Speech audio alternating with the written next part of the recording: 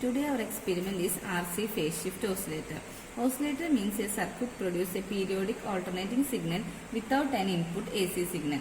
For obtaining a sustained oscillations, it must satisfy a criteria known as Barkhausen criteria.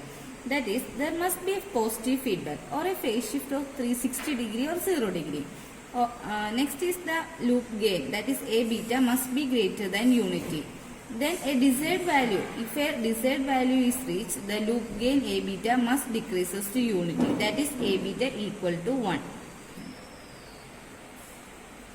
This is the circuit diagram of a RC phase shift oscillator. It consists of an RC coupled amplifier stage and an RC phase shift network stage.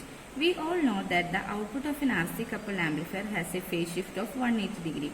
When we apply this output to the feedback of this circuit, it will provide a 180 degree phase shift, that is a negative feedback. For oscillation, we want a positive feedback.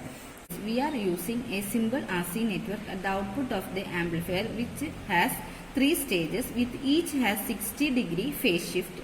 Thus, the phase lead network phase shift the amplifier output by a total of 60 into 3, 180 degree phase shift, and giving a total phase shift of 360 degree to the circuit.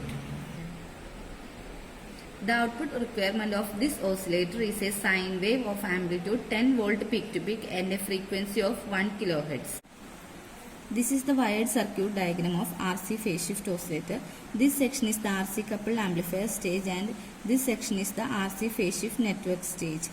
This is the feedback connection. The output of the phase shift network is directly connected to the base of the transistor as a positive feedback. Hence, it is a DC to AC converter circuit. We are applying only DC supply to produce AC oscillations. Here a plus 12 volt supply is applied. This is the obtained output of the RC phase shift oscillator. The signal consists of 10 volt peak to peak amplitude and a 1 kHz frequency.